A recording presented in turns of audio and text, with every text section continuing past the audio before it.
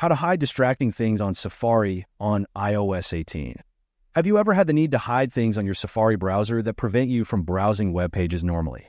Stay till the end and find out how you can do it.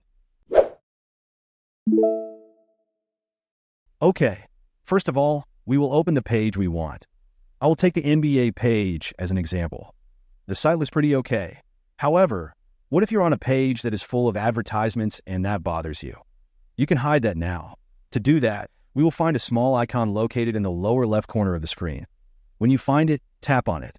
The Hide Distracting Items button will appear. Tap on it.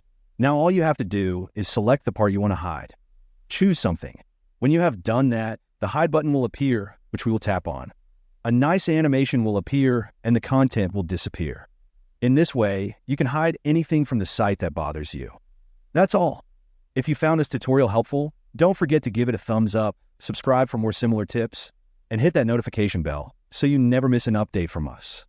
Thanks for watching, and I'll see you in the next one.